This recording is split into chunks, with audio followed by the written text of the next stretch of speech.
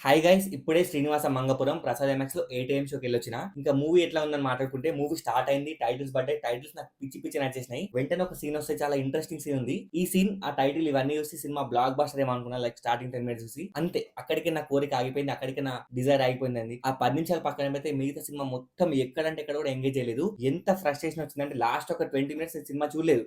Literal నేను walkout చేసి బయటకు వచ్చేసిన. అంత అన్ఇంట్రెస్టింగ్, అంత బోరింగ్, అంత అవుట్డేటెడ్ స్టోరీ. అజయ్ భూపతి గారు 4 సినిమాలు తీస్తే ఈ సినిమా మాత్రం literally is least experimented movie. Least అంటే లీస్ట్ స్టోరీ. ఏ మాత్రం ఎగ్జిక్యూషన్ కూడా బాలేదు. స్క్రీన్ ప్లే ఉంటుందండి సినిమాలో. స్క్రీన్ ప్లే ఒక్కటంటే ఒక్క సీన్ కూడా ఎంగేజింగ్ లేదు, ఒక ప్రాపర్ ఎమోషన్ లేదు, ఒక్క సీన్ కూడా ప్రాపర్ ఇంట్రెస్టింగ్ సీన్ అని చెప్పి ఏమి లేవు. ఫస్ట్ హాఫ్ లో కట్ చేసే సాంగ్, హీరో హీరోయిన్ ని చూస్తాడు సాంగ్, హీరో హీరోయిన్ వెనకాల పడతాడు సాంగ్, ఇమాజినేషన్ సాంగ్. అదైతే ఇంకా వరస్ట్. హీరో ఇమాజిన్ చేసుకుంటాడు, సాంగ్ వస్తుంది, ప్రపోజ్ చేస్తే అయిపోయింది. ఇవి కాకుండా సాంగ్సే బేకార్ అనుకుంటే 2 ఫైట్స్ వస్తాయి సెకండ్ హాఫ్ లో.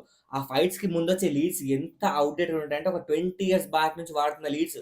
అంటే ఒక ఏమంటారు ఫైట్ గానికి రీజన్స్ ఎంత డొల్ల రీజన్స్, ఎంత సొల్లు రీజన్స్ అంటే అంత సొల్లు రీజన్స్. ఇవి కాకుండా ఇలా పర్ఫార్మెన్స్లు ఉంటాయండి ఒక్కొక్కరివి. ప్రశాంత్ అదాని కొంచెం అంత కొంత బెటర్ కంపేర్ టు హీరో గారు. హీరో పర్ఫార్మెన్స్ ఉంటుంది. లిటర్ కొన్ని సీన్లకు నవ్వుతున్నారండి ఆడియన్స్. లిటరల్ నేనే తలపట్టుకుని కూర్చున్నా. ఏం పర్ఫార్మెన్స్! ఇప్పుడు అప్పుడే ఎందుకు ఇండస్ట్రీకి వచ్చి కొంచెం టైం తీసుకొని రావచ్చు కదా, కొంచెం మంచి ట్రైనింగ్ తీసుకొని. ఆయన ఫస్ట్ హాఫ్ లో సెట్ అవ్వలేదు, సెకండ్ హాఫ్ లో ఫ్యాక్షన్ బ్యాక్ డ్రాప్ ఉంటుంది. అక్కడ ఆల్మోస్ట్ మొత్తం ఫ్యాక్షన్స్ కదా. ఈయన మాత్రం ఎట్లున్నాడు, చాలా యంగ్ గా. ఆ ఫ్యాక్షన్ ఆ రగుడ్ లుక్ రావట్లేదు. ఈ ట్రైంగ్ బట్ ఆ రగుడ్ లుక్ రావట్లేదు. ఆ వరల్డ్ కానీ సెట్ అవ్వట్లేదు. సో సెకండ్ హాఫ్ మాత్రం ఘోరంగా డిసప్పాయింట్ చేసింది. ఇది కాకుండా సపోర్టింగ్ ఆర్టిస్ట్ ఉంటారు కదా, మన మోహన్ బాబు గారైనా, నరేష్ అయినా, బ్రహ్మాజీ అయినా, కిక్షామ్ అయినా, ఆల్మోస్ట్ ఒక నోటెడ్ ఆర్టిస్ట్. చాలా మంది నోటెడ్ ఆర్టిస్ట్ ఉన్నారు. బట్ ఏ ఒక్క ఆర్టిస్ట్ కూడా ప్రాపర్ గా వాడుకోలేదు. నరేష్ గారి నుంచి కామెడీ ట్రై చేద్దామని చెప్పి చాలా ట్రై చేశారు, కామెడీ వర్కౌట్ అవ్వట్లేదు. బ్రహ్మాజీ గారి నుంచి కామెడీ వర్కౌట్ అవ్వట్లేదు. హీరో నుంచి ఎమోషన్ రావట్లేదు, సాంగ్స్ నుంచి ఎగ్జైటింగ్ రావట్లేదు, ఫైట్స్ ఏమో గూస్ బంప్స్ రావట్లేదు, ఏమీ లేదు. చాలా ఫ్లాట్ గా వెళ్ళిపోతుంది. ఫస్ట్ హాఫ్ ఫ్లాట్ అంటే సెకండ్ హాఫ్ ఇంకా ఫ్లాట్. మనకి ఇంటర్వెల్ కి అర్థమైపోయింది మూవీ ఎడిపోతుంది అని చెప్పి. ఇంటర్వెల్ లో ఏమన్నా ఎంగేజింగ్ ఉందా అంటే ఏ మాత్రం ఎంగేజింగ్ అయింది. ఇన్ఫాక్ట్ సెకండ్ హాఫ్ లో ఒక ఇన్సిడెంట్ జరుగుతుంది ఒక టెంపుల్ దగ్గర, తాళిగట్టే సీన్ దగ్గర.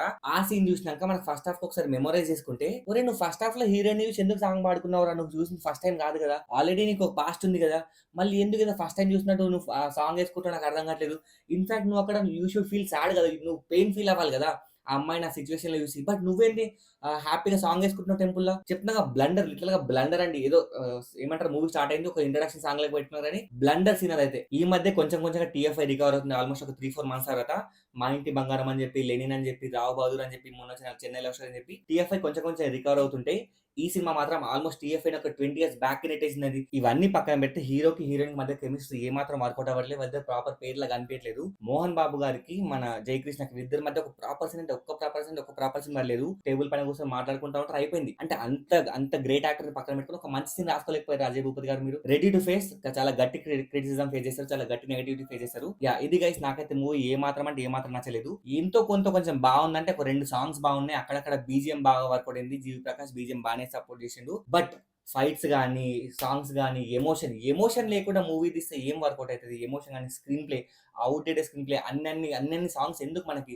సెకండ్ హాఫ్ సాంగ్ ఏదో కొంచెం ట్రై చేసి కొత్తగా గానీ అది కూడా వర్కౌట్ కాలేదు.